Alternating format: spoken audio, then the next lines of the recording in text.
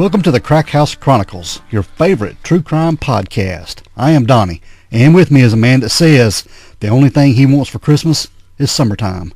It's Dale. Ain't that the damn truth? Yeah. You don't like this cold weather at all. You can have it. You Nope. can have every bit of it. If anybody wants to get Dale something, just bring on summertime. That's right. Yeah. There's a lot of it. Yeah, he wants it bad. Yeah, I can't take it. He don't care what time of year it is as long as it's warm. As long as it's warm. Yep. Yeah, I don't like this cold weather. You don't like it at You all. can have it. What's going on today, dude? Yeah, same old, same old. Same old, same old. Back at the Crack House doing an episode. That's right, man. Yeah, we back together doing a thing. Ready to roll. There we are. You got any good shout outs? Anybody want to talk about? Look at there. Dale's got the clap. Excuse me. Yeah, I do. I got a little frog in the throat today for some reason, so I apologize for that. But I'm going to read this five-star Apple Podcast review we got, and then we probably can end the show because this is a nice one. Bring it on. Okay, it says, title, we're thankful for you both and the podcast with like 3 exclamations. So she's really yelling this, right? Man. Okay, hey guys, I'm Chastity. I'm a Tennessee girl in Indianapolis. I'm so freaking thankful for you guys and the CHCs. I guess that's the Crack House Chronicles. I would say so. Yeah. I work at Amazon, and the shifts are long and back-breaking. You don't know it, but I spend a lot of time with you guys. You are in my ears 40-plus hours a week, helping me with the grind and getting the customers' orders out. I appreciate the content, the research, and the entertainment. I'm a true crime fanatic, and it's the only thing I watch on TV or listen to. I'm super picky about the content I listen to because I want the best. So if I listen to Crack House Chronicles this much, you know it's good. I would never waste my time with mediocre true crime. I not only enjoy the stories, but the banter and learning more about y'all in general. So, thank you for getting me through and helping me, keeping me entertained. It is greatly appreciated. Have a cold one for me since I can't because of the heart condition. We'll definitely take care of that. By the way, I hope one day you will visit the case of Bobby Lynn Moore, Wayne Hackle, and Mercedes Hackle in Georgia. I've never seen a podcast cover it. So, Merry Christmas and Happy Holidays. Well, happy holidays to you, Chastity. Chastity in Tennessee, Indianapolis. Well, keep on trucking there at the Amazon because I know some of my packages you probably deal with come to my house because I think everything from Amazon comes here. So you probably just bring the whole truck here. Yeah. Yeah, that's what I tell everybody. I said, I'm going to put the Amazon driver on my taxes next year. There you go. So thanks so much for that amazing review. That is quite heartwarming. Yeah. Man, that's pretty cool. Yeah, we appreciate the Amazon people because, yeah, I told Dale too, I said, there was one day we didn't order anything, nothing came, and the Amazon driver came anyway just to check on us, make sure we were okay. Your guys all right in there? Yeah. But yeah, we appreciate you very, very much, Chastity. Yeah, that is awesome. Much, and taking the time to do that because I knew it took a while because it took me a long time to read it. Yeah.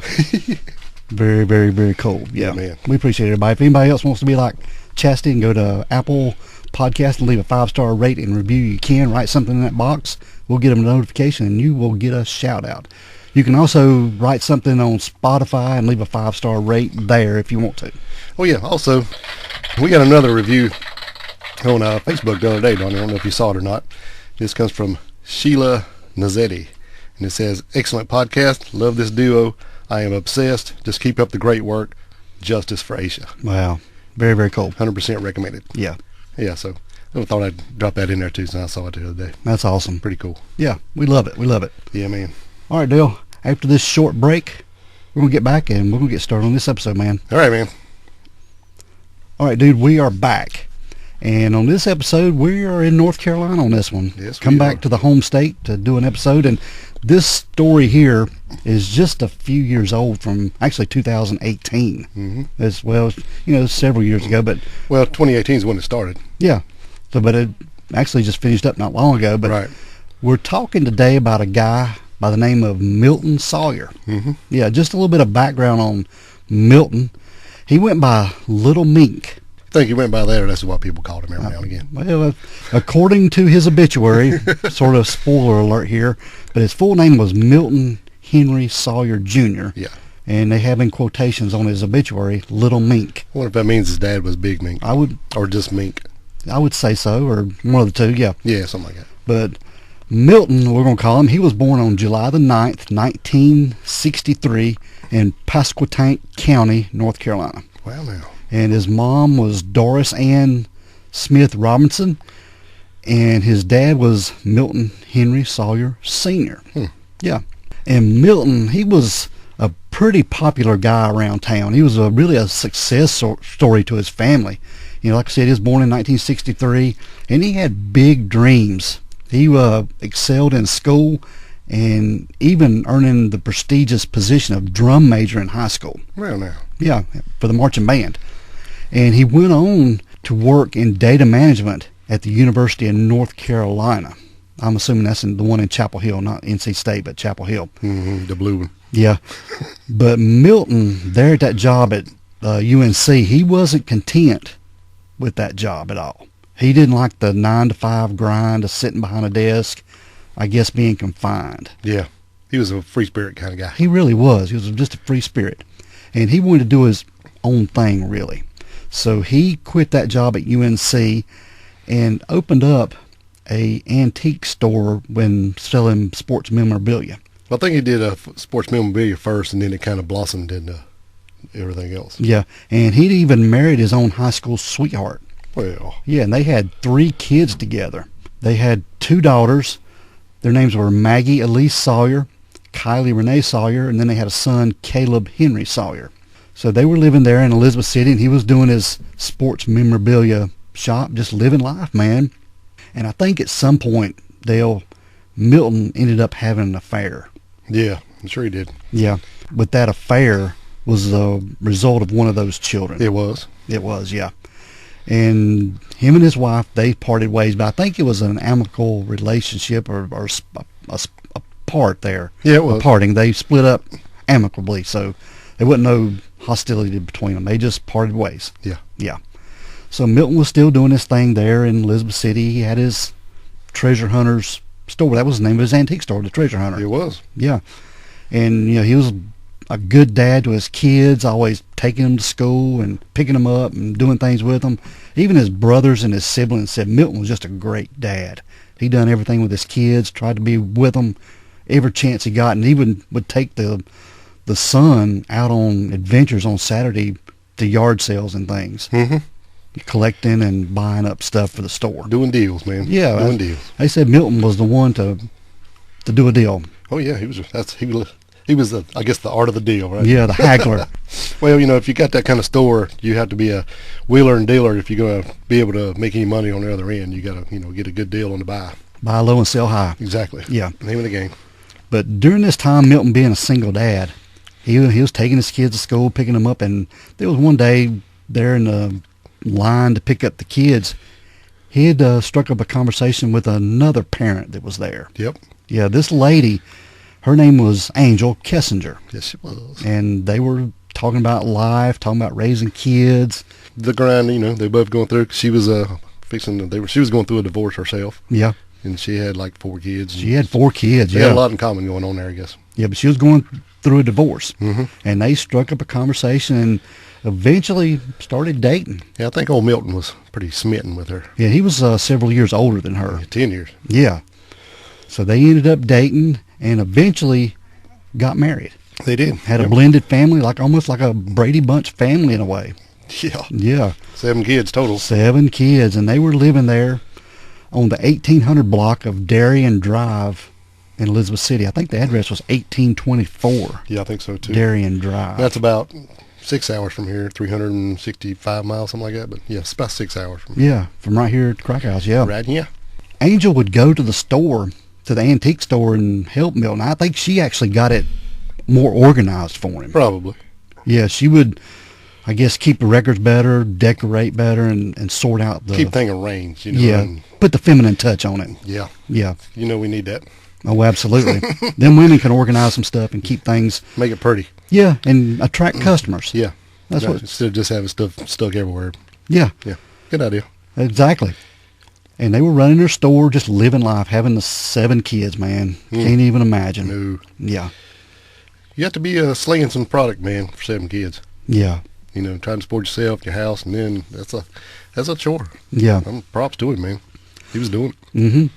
But now, during all this time, Milton's personal life wasn't really smooth with Angel. Things were starting to fall apart a little bit. Well, and the business aspect was slowing down, seemed to be, you know, as far as him moving all the treasure stuff, and he started doing a little bit more shifting more toward a pawn shop kind of thing where they would buy and sell gold and buy TVs and stuff off people like that instead of just more of a antiques and that kind of stuff. So he was trying to shift, just trying to keep up with the funds, you know. Yeah, because of these 7 kids, 5 of them were in college. Yeah, 5. Can you imagine 5? No, I can't imagine 1 or 2. That's literally a handful. Yeah. Yeah. Yeah. That's 1 for each finger. Yeah. But now Milton's family, they sort of began to notice cracks in the marriage. Right. It was about 2 months before Milton's death in August of 2018. Milton confided in his brother David about some growing problems in the relationship with Angel. David remembered how Milton expressed some frustration over Angel's constant dissatisfaction. No matter what Milton did, it was never enough for Angel. Right. She believed in her mind that she was the hottest chick in the room. Oh, yeah, and she'll tell you. Yes. And she always had this constant desire for more. This was according to Milton telling his brother David. Yeah. More luxury, more attention, and just more everything. Yeah. Well, she thought she was the, like you said, she was the hottest thing there, and she was this, and always had to be the best. And I think a lot of that personality traits, I think he had to give her like, what'd she say, like between $50,000 and $100,000 worth of jewelry. And I mean, just always showered her with as much stuff as she could to make her happy, but she just seemed like she was never happy enough. And you can look at their home there on Darien Drive, and it's a fairly nice home. It's got a swimming pool in the back. It's not a mansion or anything, but it's a really nice home for that area. For sure. But, Milton was trying to meet these demands of Angel, but no matter how hard he worked, Angel needed more. Yeah. And the strain was clear, and it seemed as though their relationship was headed for a breaking point, Dale. So we're moving up to August the 2nd of 2018. And this one, the little small waterfront community of Elizabeth City was sort of shaken to its core. This is when a neighbor of Milton and Angel, they got a knock at their door in the early morning hours. And when the neighbor come to the door, there was a 45-year-old Angel Sawyer. She was bloodied and she was frantic. Oh, yeah. And her wrists were bound with duct tape. And she was crying. That's a hell of disoriented, and told her neighbor that her husband Milton was dead. Ooh. And Angel claimed that a man had broken into their home, beaten her, and killed Milton. And she said this intruder was masked and armed and demanding money before leaving the scene. So this neighbor, he called 911, Dale. Yeah, he called for her. We've got that 911 call right here. Okay. 911, location emergency. Yes, my name is Carl. I live at 18 Darien Drive. My next door neighbor just came and knocked on my door. When I went to the door, she is crying and she says she thinks her husband is dead. Okay, so what's her address? It's right next door. Okay. She's at my house right now. All right, and what makes she think that he is deceased? She says she can't get him to wake up. Okay. She says the guy broke into the house. He has a gun. She's got blood on her face where he hit her with the gun. Wait a second. So was this a domestic? No, this was another guy. Another guy broke into the house? Another guy broke into the house, correct? Not your husband, just, no. Killed my husband. She says the guy that broke into the house killed her husband. Okay, all right. Where's the other guy at right now? Where is the other guy out? I just woke up with this all over, and now it's picked up. I have no idea where the other guy is. Okay, now. I'll tell you what, for your safety, just stay in the house and lock your door and keep her inside your house, okay? Yes. We got law enforcement and fire and EMS on the way. Can she describe what the person looked like? Or does she know the person? She says the person had a mask on, correct? So, no, she doesn't know the person. All right, can she tell if he's white or black? Was he white or black? He was completely dressed in black. Said he was yelling and cussing a lot. He robbed their house, took all their money. Did he have a pistol, a rifle, or a shotgun? What kind of gun did he have? A pistol? A long black gun. He hit her really hard in the head, but it was a pistol, but it was a long one. A long barrel pistol, okay. Mm-hmm. tied them up into in the bathroom. She was tied up also? Yes, she still got some of the tape and stuff on her hands. It's like wideband black electrical tape, so it looks like. Okay. Is it still on her? Still on her hands. Okay, tell her, do not touch it, do not take it off, okay? Let the officer do that when he gets there, okay? Yeah. Just leave what's on her until they collect as evidence, okay? Right. Because they might have fingerprints on it from the suspect. Right. Can you remember anything else about this person that broke in? She says he sounded white. Okay. Did the suspect shoot her husband, or do you think he's dead because of the injury? The cause of the injury. And the husband's the one that's been injured. She says he won't wake up. Okay. Yeah, I think the police are here. You see the deputy sheriff? I see the police car. Okay. Can you turn your porch light on, sir, and stay on the phone with me? Yeah. Okay. It's on. It stays on. Yeah, here he comes. All right, I'm going to let you go, sir, okay? You've been a big help. All right. Thank you. Thank you. Angel you could hear her in the background describing what was going on, and she sounded really frantic, man. Pretty distraught, yeah. Yeah. I agree. And Angel was only able to describe the man, just, him being masked and just bossing around trying to get money or whatever he could there at the home. Yeah, really the only thing she had to say was when they asked her, it was like, kind of sounded like he was white. Yeah. And she didn't know if he was white or black, because that's what they had asked her, and it's like, well, he was dressed in black head to toe. She couldn't really tell, and it was dark in the house. But from when he was ordering them around, he just said it kind of sounded white. She goes, I know it kind of sounds bad, but that's all I got for you. Yeah. And Angel still had the tape on her wrist and hands. On one of them, anyway. When she got to the neighbor's house. Yeah. Yeah. And she was bloodied. I mean, she had a gash on her head and had... blood running down her face, Yeah, she did. Yeah, she looked pretty rough, I ain't gonna lie. Yeah. And you can look these pictures up of her and stuff and see exactly what happened, and we'll post some pictures too. But, when the police got to the Sawyer home, they found Milton was lying motionless in the master bedroom bathroom, yes, the ensuite, and his hands were tied behind his back. It was duct tape. They were. Yeah. It was black tape, so actually on a 911 call, he says it looks like some wide electrical tape. Yeah. So I don't know if it was duct tape or not. I don't think it was wide enough to be duct tape, but anyway. It looked like electrical tape to me. Yeah. Wide electrical tape. But it wasn't tied. Yeah. Correct. Go ahead. But they, I guess, tied with tape. Yeah. Tape tied. Yeah. But the cause of Milton's death wasn't really clear at the time, and the scene didn't quite fit the picture. Right. And they were looking all around the house and the bedroom, and Dale, it seemed to be quite a struggle. Oh, yeah. There's stuff everywhere. Strong. Yeah. Drawers jerked out. All kind of stuff. Yeah, it was a mess. Yeah. Yeah. And the guy that broke in was going through stuff. Looking for money. Jewelry. Demanding the keys for the shop. Yeah. And, looking for...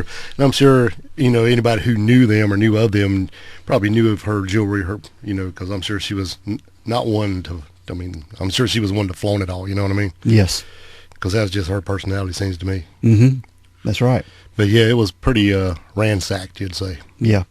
And when they got to talking to Angel, she was telling them about the events of that night, what they had done, where they'd been, and she told the police that her and Milton had went to Tony's Pizza out to eat that night. Well, I think it's just Tony's restaurant. But they went to a restaurant to eat, Tony's. Yeah.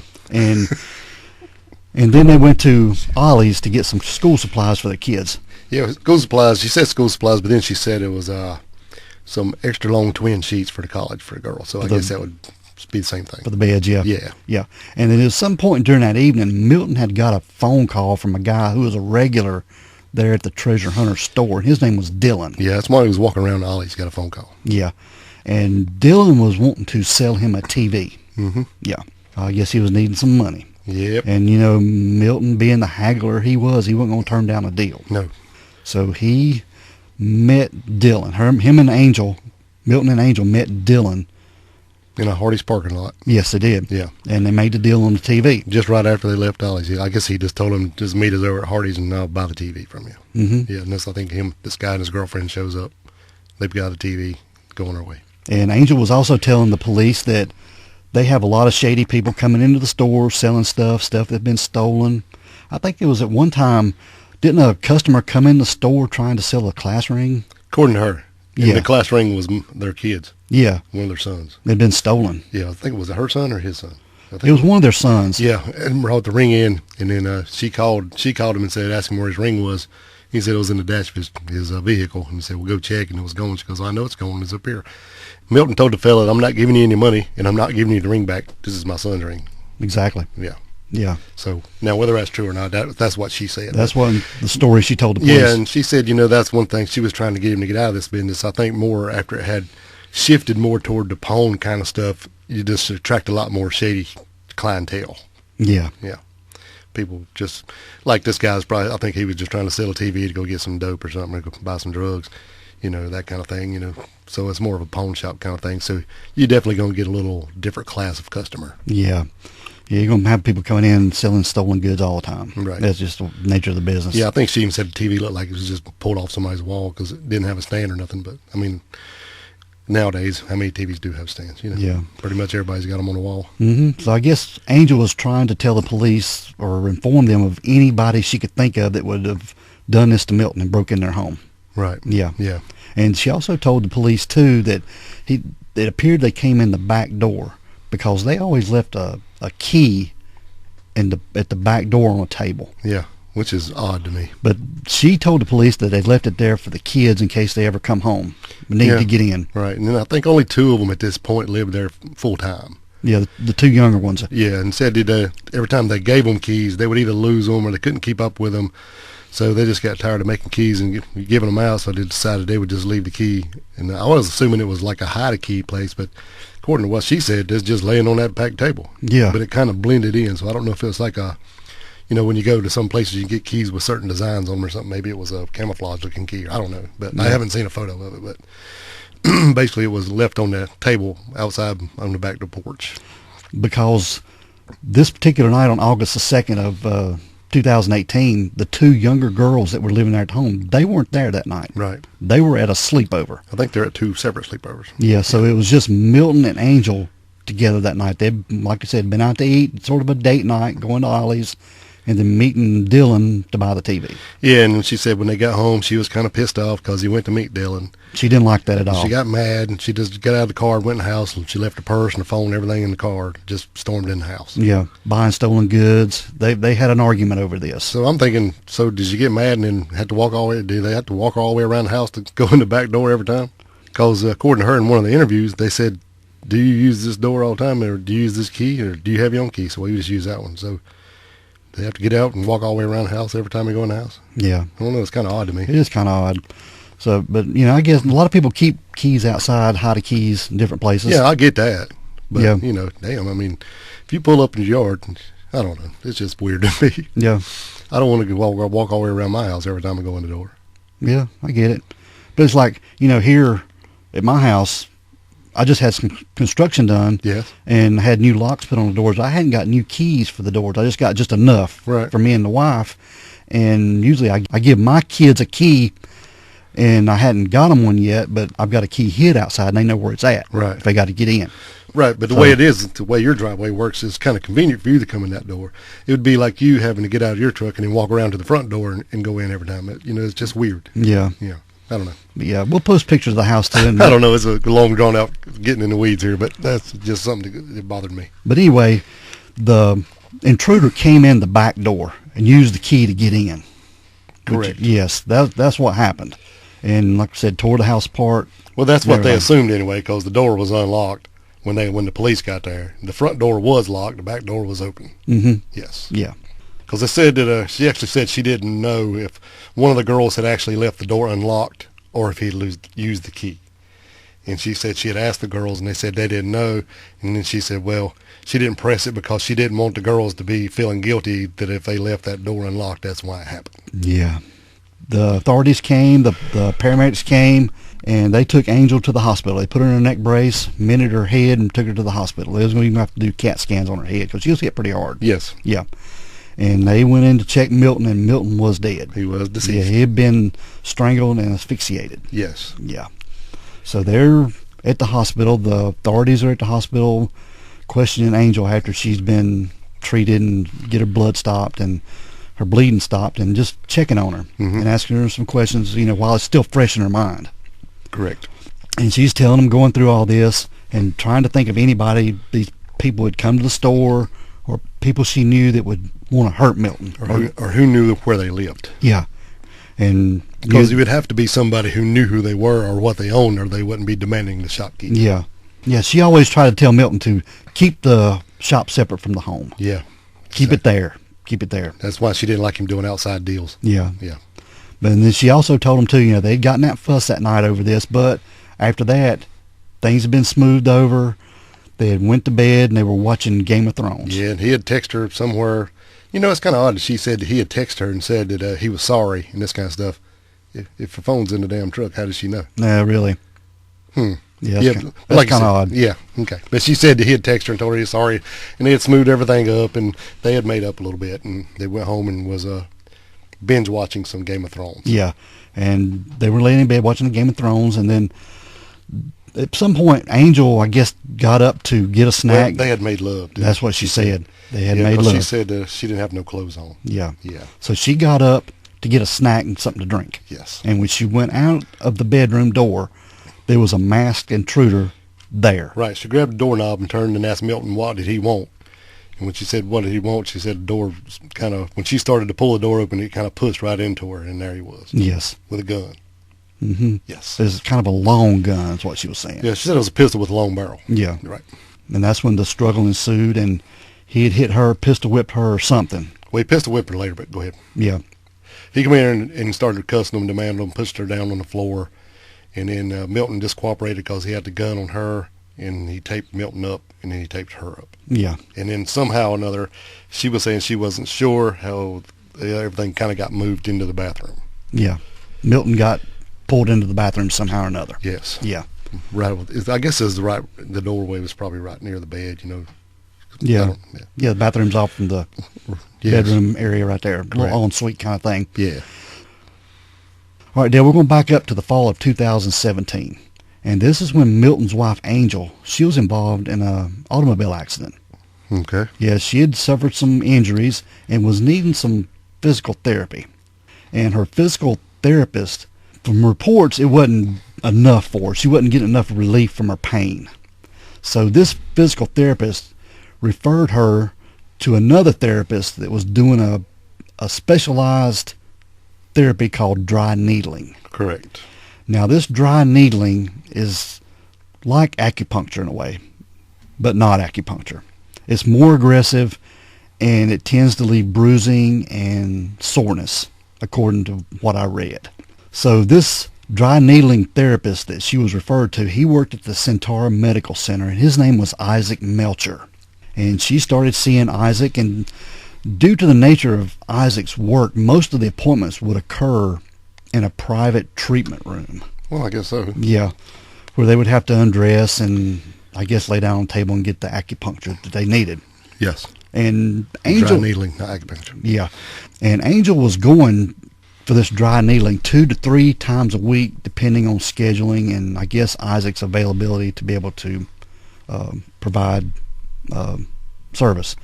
But this Isaac Melcher, he was a physical therapist there, and he was married and he had 3 kids. And this guy, he was originally from Oregon. Yes. Yeah, he was from there, and he had moved down here to North Carolina and started his business and put himself through college. He did. He was really a success story in a way. Yeah, well, I think he was a troubled youth in Oregon, and then he had joined up with the youth group, and a guy out there had kind of mentored, and a guy out there had mentored him. That sounds even worse. Anyway, he met up with a youth pastor out there, and he kind of used this as a success story. This guy was in trouble, coming into him, and then, once he left, went and put himself through college, and then got this thing going, and he's doing his business, and everything seemed to be great with this guy. Yeah.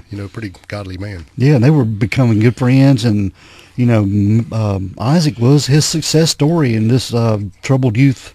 Yeah. Anytime anybody asked him, that was who he pointed to right there. Yeah, Isaac is...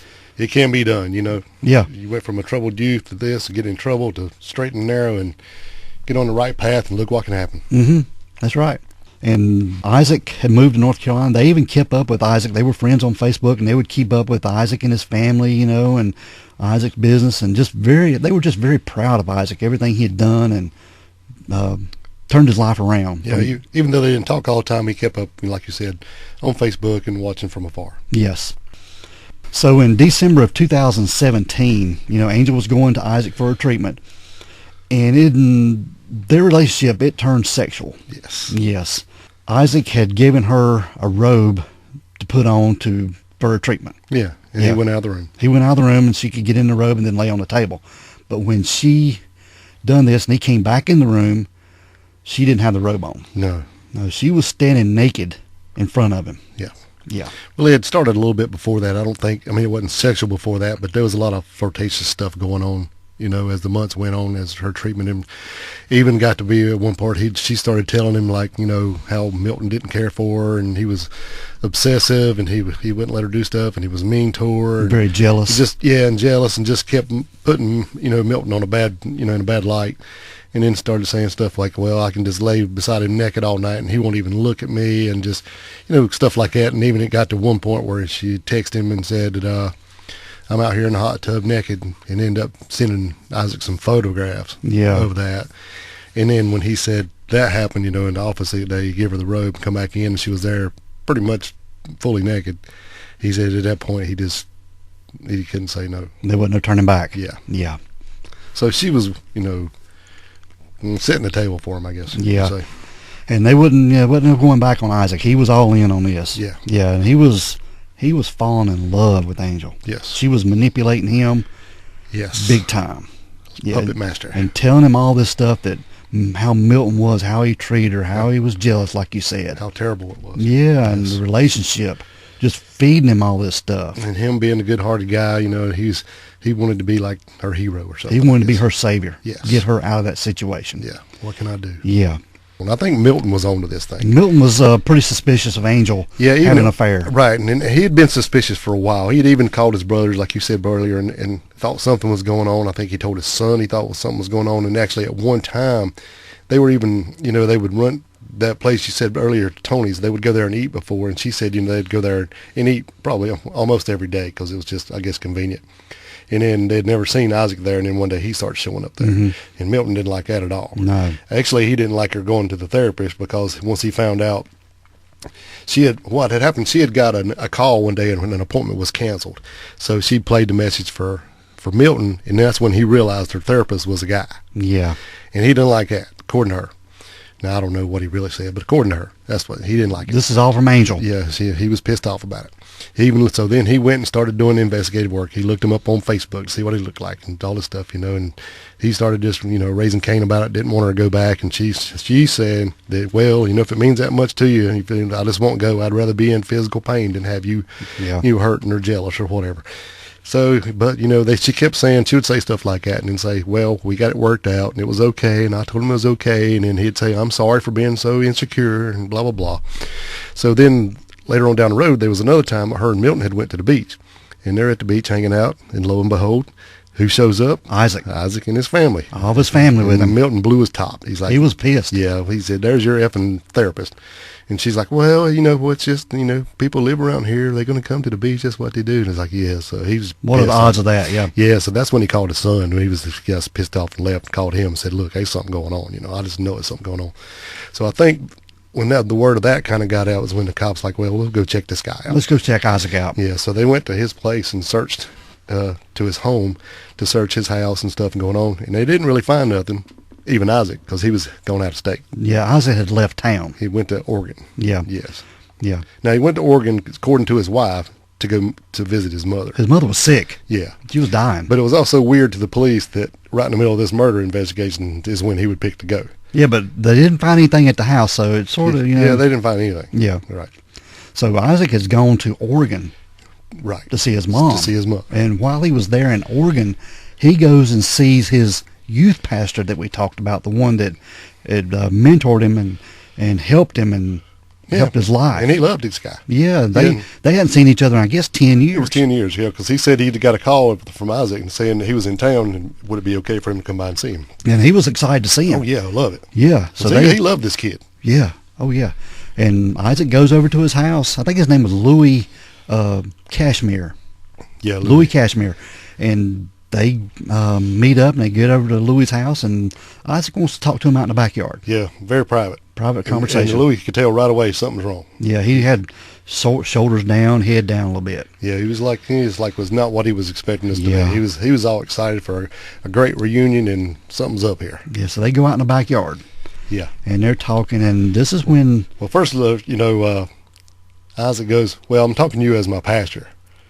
And it's in confidence. So this will be in confidence. And Isaac's like, and Louis goes, yeah, I don't know if I totally agree with that, but I'll still listen. Yeah. Yeah. Yeah, he was hoping it'd be like a lawyer confidentially or something. Yeah, but it's a pastor Yeah. confidence. Yeah. And confidence. You know, it's between us. Yeah, I can tell you, and you can't tell anybody else. Yeah, so he's... But he told him up front, I don't agree with that, but you can still tell me whatever you want. I mean, but Isaac's going to spill his guts here. Yes. He was eating him up. He tells Louis...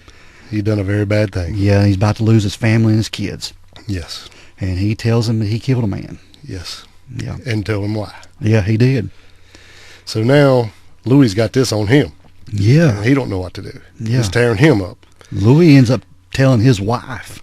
And don't know what to do. Yeah. He can't sleep at night. Right. This is eating at him. He's like, I'm damned if I do, damned if I don't. If I call the police and tell on him, then I'm going to destroy the kid I love. You know, I brought him all this far, you know, and he's one I love. And, you know, also North Carolina being a death penalty state, you know, I could be taking this guy's life. And, yeah. You know, and that goes against everything I believe in, you know. He said, but then again, if I don't say anything, it's going to destroy me and my family, because I just can't take it. You know, it's just eating him up inside. So he just didn't know what to do. Even he went to talk to his pastor, and he said still didn't really, you know, help him make up his mind after talking to him. And he said, you know, went and talked to his best friend, and his best friend was blunt.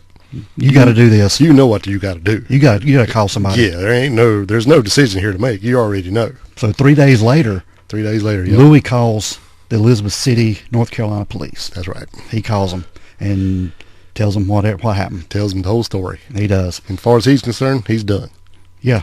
But he ain't done. 2 detectives from Elizabeth City, North Carolina, fly to Oregon. The next day. Yes. They're on a plane. Yeah. And they want to meet with Louis and talk to him. Yes. Yeah. And so they're out there talking to Louis and getting the whole story. They're in plain clothes. They don't look like police officers. They're just... Obviously, they actually made up a reason, you know, to be out of town. It's because they didn't want to tip off anybody anymore that they had gone to do anything with this case. They just made up a reason they had to be out of town that day, and that's why they left. I'm sure officials knew, but as far as anybody else random, you know, they didn't say, we're going to Oregon to check this out. They just said, we're going to be out of town tomorrow. So they're talking to Louis. Yes. And he tells them everything, and he's wanting to see if Louis will call Isaac up. Louis don't want to do this. No. As far as he was concerned, he was done when I told you. Yeah, and see if he could talk to Isaac and get a little bit more information out. Maybe get a confession out of him. Yeah, that's what they want. Yeah, be able to hear it and record it. So Louis calls up Isaac. He finally decides, I'll do it. Yeah, he calls him up, and they're talking, but Isaac, he ain't stupid. Isaac was onto him. Yeah. He was onto it from the very get-go. He said, I'm not comfortable with this. They may be tracing my call. We're not going to talk here. Yeah. So I want to do it on this free line anyway, yeah. But he has an app. Yeah. And he has Louis download this app to be able to do a secure call. Right. Encrypted or whatever. Yeah, encrypted call. And Louis does this. He downloads the app, and they are talking. Yeah. But what he doesn't know is the 2 police officers are sitting right there beside of Louis. Yes. The whole time. Yeah. So when he dialed him up, he just had him on speakerphone. So while he's downloading this app to talk on this encrypted line to keep anybody from tracing the call, the detectives just pull out their voice recorder out of their pocket and lay it beside the phone. Lay it beside his phone. So it doesn't matter what kind of app you're using; it still just records straight out of the speakers on the phone. Yeah. So, you know, that's pretty smart. Yeah, and we got a little bit of that recording right here, Dale. Hey, Louie, how are you doing? Good, Isaac. How are you? Hi, Louie. Hi, Darlene. How are you doing? I'm well. We got to celebrate our son's birthday, so I'm very thankful. The plan was for her to leave him. Okay. And something changed. She did not think that he would let her go, and that he would probably kill her if she tried to leave him. And I reached the place where I asked the devil to help me. Yeah. Because I knew that I had to so fully turn my back on God to do this. Isaac called me the day that it happened. happened to tell me that it has happened. Now, when you say when it had happened, I'm talking about the murder. because there is premeditation, and I will either get life in prison or I will get the death penalty. What I did was a horrible thing. The affair I did not know about at all until the night you told me about it. I've known Angel now for not quite a year, but it reached a place with Angel that it moved way, way, way beyond, just somebody that I was having sex with. If somehow I don't get arrested, there is still a desire in my heart to be with Angel. And amazingly enough, Donnie is still willing to walk through this with me. I forgive you, and I have compassion on you, and I am going to be with you, as hard as it is. You're a bigger lady than Laurie is, that's for sure. The police came to question me while Isaac was out of town, and I just told them that I can't be compelled to testify about anything that was shared to me in confidence with my spouse. The only reason that she has to not say anything is because there's a good chance that she would be implicated and arrested and go to jail also for conspiracy to commit murder. Has Angel been questioned at all? Oh, I'm sure she has, yeah. When I spoke with her, she was pretty sure that her phone was probably being bugged. Wow. She is sticking to her story. She's denying everything. All right, Louie. Have a good night. Good night. So yeah, that was pretty smart of them to be able to do that. You know what blew my mind is the wife. Yeah. And she knew the whole thing, Yeah. pretty much. I mean, that's one bit, that's just another thing about Isaac. I mean, He confessed to his he's wife. not a cold-hearted killer. He was trying to do the right thing for this woman. He just took a way bad way to do it. He fell hard for Angel. Yeah. I mean, he even told his wife he was having an affair, which the cops had no idea that they was having an affair. This is where they get the news that there is an actual affair going on. Mm-hmm. Because I think that Angel finally had told her that, well, we'd been together a couple of times. And he was extra creepy. Yeah, and all this very stuff. creepy. Yeah, she was really blowing it up big for him once they start talking to her later. Throwing him under the bus. Oh, yeah, hard. But, yeah, the wife knew about the murder, and she was like, well, I know about it, and I know it's a bad thing. I've forgiven him. I will stand by him through this. I know it's not going to be good, but we're just trying to, get through this. Yes. Because, well, if they find out, and then they know it's going to be premeditated if they find out, and not knowing that the police are listening to the whole conversation, then I'm either going to be in prison for life or I'll be executed, so... And he knows I've done it. He kept saying I've done a terrible thing.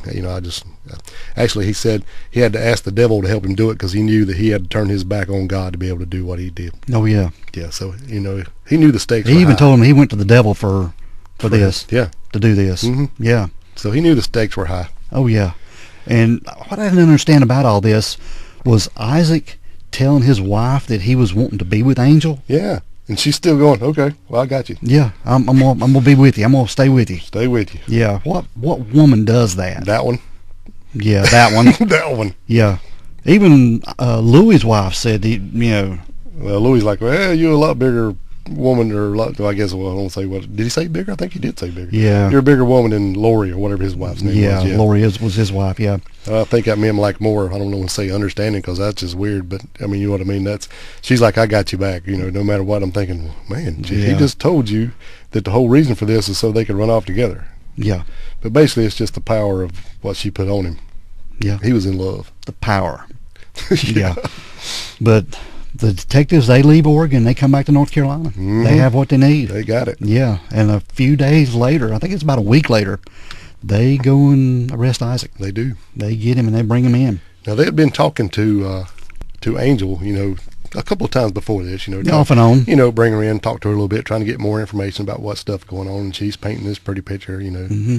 And there's a good bit of stuff out there you can watch. You can almost watch the whole interrogation. I'm sure it's broke up a little bit, but and see her talking and telling these stories, and she's sitting there with her teddy bear and a picture of Milton, and just crying, and wearing a little dress, and sobbing, got her hair braided up, and kicking her little foot, and you can watch her foot, and you can just see it, the nervousness. Yeah, you can just see the wheels turning. Oh yeah, because at this time, the detectives and the police, they have a little bit more information all the way along, and every time they interview Angel, they throw this information at her, and her story is changing. She weaves it.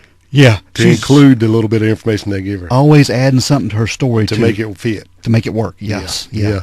And there was even one point where I think he had messaged her, tried to call her, and she called the police. And I think this is before they actually knew all this information, but she had met with them and to show her some Facebook messages that he had sent.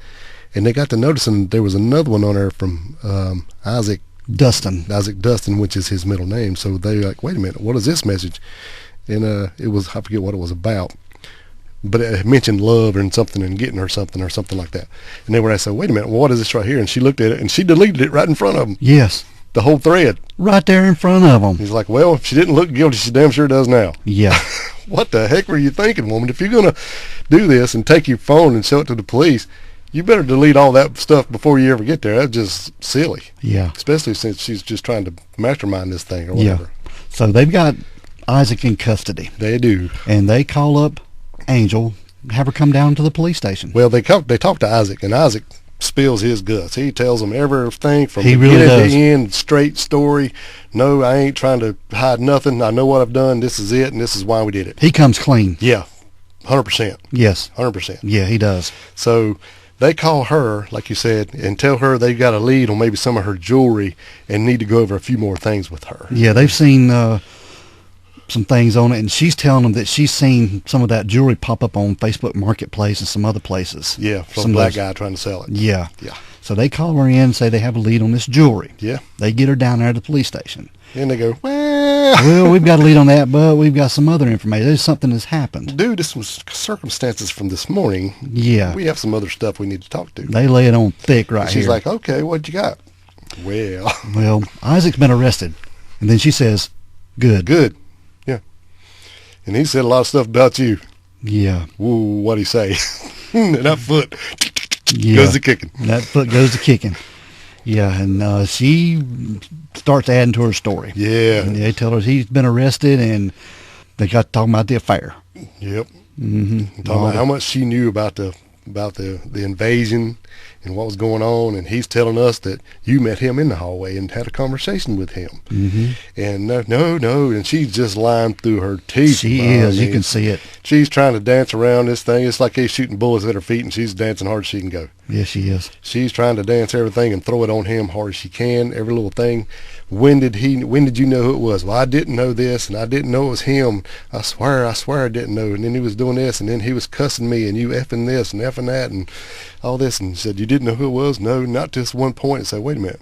So then they catch her in a lie, and they're like, wait a minute. When did you know it was him? Well, it was this part and this part. So was this before Milton was dead? So you're saying that he knew Milton laying here on the floor, and he knows this guy's, you're going to be with him? I'm not going to, because she said exactly what she said was the guy was on Milton's back. And basically the way she was saying is they were having a conversation while he was on Milton's back. Yeah. About, don't do this. I'm not going to be with you. You're crazy. You're just a lunatic. I didn't know you was like this, blah, blah, blah. And so they're like, wait a minute. So you're telling me that while he's choking Milton out, you're telling him he ain't going to be with him, but you didn't know it was him 5 minutes ago. Yeah. And at the beginning of all this, she didn't know who it was. Right. He was masked. Yeah. Oh, because he had told her that he was going to come kill her and the kids if she told who it was. Yeah. So she's just line after line after line after line. I mean, good Lord. Trying to save her ass. Yeah, exactly right. Everything she can come up with. Yeah, and she's pouring it on thick, and they got her in crosshairs, and they know it. Yeah. They just doing this to watch her squirm, I think. Mm-hmm. I think so, too. They know. They playing with her. Yeah. These guys are good. These detectives are good. Yeah, he was playing like Columbo, like you don't really know nothing, but really they know the whole damn story before it even starts. Yeah. Yeah. It's like a little cat and mouse kind of thing. Keep taunting the mouse. Let's just see how long you're going to lie before we actually tell you you're going downstairs. You're done. Yeah, so they ended up serving a arrest warrant on Angel right there in the interrogation room. Yeah, because they're like, oh, why didn't you come and tell us? Well, I was afraid he was going to do this. Well, we would have come and locked him up right away. Well, this and that and there. So, well, I'll tell you now, he's downstairs right now in handcuffs. He ain't coming after you. He ain't coming after you. And she's still trying to dance around, throw it on him. And she goes, well, he pretty much told us what happened. His story is perfect all the way through, and you've been lying to us the whole time. Yeah. Every story you've told us is different. Everything you come is different. You always add them pieces in. You've been lying to us at the beginning. I'm sorry. I was scared. So the whole time she's just pouring buckets of lies out on the floor. Yeah. So at this point, Isaac, he knows he's got to do something. He's going to prison for life, or he's going to have to get the death penalty. Well, he was in love with her. He didn't want to say nothing. Yeah, I know. And then finally, They end up, they're somehow or another, through a third party, they're able to communicate through phone calls through jail. I think they would both call the same person, and then they would like just put the phones together or something like that. Yeah. Somehow or another, working it where they could communicate to each other. And that's supposed to not happen. And she gave him some Bible verses to look up. Yes, she did. And I'm not sure what they were. I should have read. One of them was from the book of John, and it was pretty much a verse saying that he needs to lay his life down for her. Yeah, true friends will lay life down for him or whatever, something like that. And he's like, something, I'm sorry. And he goes, hello? And he goes, what the F? Yeah, she's hung up, and that was the end. I think that was the light bulb moment that she's basically said, you should lay down your life for mine. Yeah. Is what you need to do. Yeah, he was telling her he was in love with her, and he was sorry for all this, and man, she just hangs up on him. Dude, he was obsessed. Yeah, he was. She must know a lot of tricks or something. Yeah. Because, she put the power on him, and he just couldn't get out of it. He was blinded. Yeah, so Isaac, at this point, he realized he's got to do something. So he's got to do something to save his neck somehow or another. So he has a deal. Yeah. He has a deal offered, and to testify against Angel in court. Yeah, and he'll get second degree murder. Yes. So Isaac does testify in court. And tells the whole story. He tells the whole story.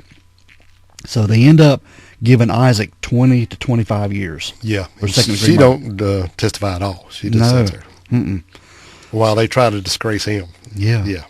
Angel's trial's going on, and the jury deliberates. Yeah, they go back for deliberation, see what's going to happen, and everybody's just on nails. 20 minutes is all it took him to deliberate. Yeah, and that scene where, his niece was like, well, we didn't know. Is this really good or is this really bad? Oh, we don't know, what's going on, what's going to happen, but it only took 20 minutes. Yeah. And he came back. Yeah. Guilty. And they give her life without parole. Yes. Even though she didn't lay hands on Milton. Right. She was the mastermind behind all this. Yeah, they charged her with conspiracy and with murder. So they give her life without parole. Yes. Yeah.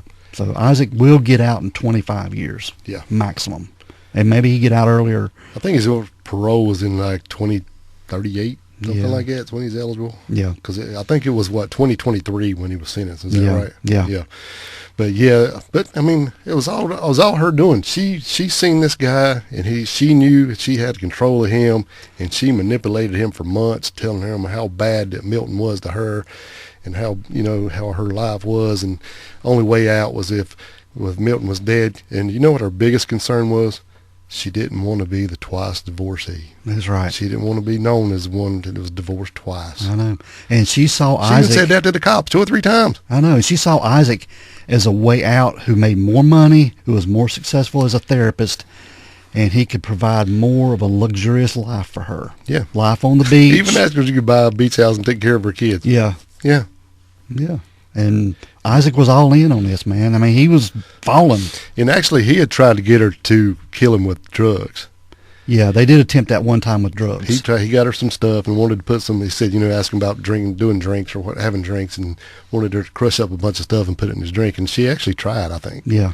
And nothing worked. I don't know if they didn't use the right stuff or enough stuff or whatever. But Sid Melton just kind of like slept pretty much the next day, but didn't really bother him. And I bet he knew right at the end that something's going on. Oh yeah. So what the hell? Heck? I lost time. What the hell happened here? I lost some time. Yeah. So because he didn't want to be hands-on involved, but it was her idea to do this home invasion angle. And, we said earlier that when she went to the door, she was bleeding and stuff. So, well, after he had killed Milton, he said he sat down on the bed and took his mask off, and they were talking about stuff. And she said, well, you got to hit me in the head to make it look real. And said he hit her, but it wasn't good enough. So she got down on her knees and slammed her head into the corner of one of the open drawers from where they had jerked the drawers out to bust her head open herself. Yeah. She done that herself, man. And it was pretty bad. Yeah. That's messed up. Yeah. That's all in right there, buddy. Yeah. So we also said that Isaac's wife was going to stand by him and be with him and support him through all this. Well, she ended up divorcing him. Well, she supported him all the way through it. As soon as he got convicted, she was out. She was out, yeah. That's right. And another thing, too, old Louis, he was the counselor for Isaac. Yeah. The guy in Oregon he went to and confessed to. This guy, I felt so bad for him. Yeah. He actually came to North Carolina. Yeah. And visited Milton's kids. Yes, he did. Yeah, and spent some time with them, got to know them, and This Louis guy is just awesome. Yeah.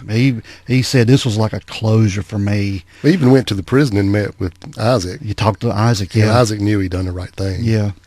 But, you know, speaking of that deal and stuff, the prosecutors actually went to the kids and asked them What they wanted to what do. they thought about this. You know, said the only way we're going to get her is to give him something to testify against her. And it's a crapshoot. You know, you're not going to give him, even though he's the one that killed your dad, he's not going to, well, if we give him something, he's not going to get life or the death penalty. But the only way we're going to be able to get her is to have him testify against her. And they're like, whatever it takes to get her, we're in. Yeah. Do it. Do it, yeah. And And they he didn't said- know if it was going to work or Right. not. Said, you know, well, if it backfires, you know, she don't get nothing, she gets away, whatever, blah, blah, blah. And they're like, whatever. If it's a shot at getting her, let's do it. Yep. And I agree with that. I don't think, I mean, the dude did kill the guy, but I don't know, man. He was blinded by love and sex and, Yes. yeah. Yeah, he was blinded by it, yeah. He was manipulated to the point. He wanted to be her hero. He wanted to come in and save the day, get her away from this tyrant. You know? And Milton wasn't a bad guy. No, it was all lies. Yeah, Every bit of it. Every bit of it was lies. All he ever do was try to please her, but you could just tell she's that kind of woman. Yep. Wanting more. Yep. Wanting more. Yeah. Trying to set herself up and get out of there. Yep. Telling how Milton was bad and just abusing her, not really abusing, but mentally abusing her and just jealous. Yeah, wouldn't let her drive, wouldn't let her go nowhere, had to be with him 24/7. Yeah. Because she didn't trust him. Well, I wonder why. Yeah, I wonder. Why why he didn't trust her, rather. Yeah, so I don't know. It's She was a complete narcissist, no doubt. Oh, yeah. Yeah. Yeah. And that's probably how she got him, too, you know, Milton. Yeah. But yet everything was good till the business started getting a little bit slack. But you think about how hard this guy had to bust his ass to put 5 kids in college, and she didn't work.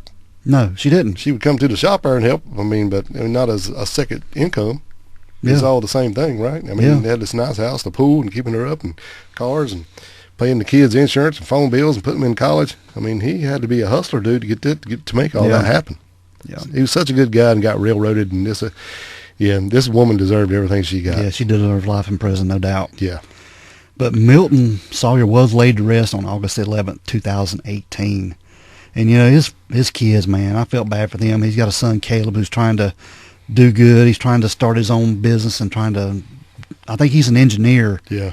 in eastern North Carolina and wanting to start his own thing, be like his dad. So, Yeah.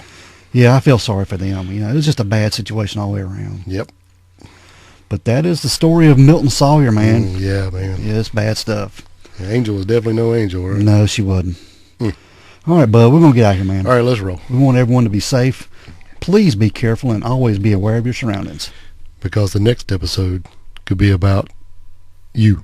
This is the Crack House Chronicles.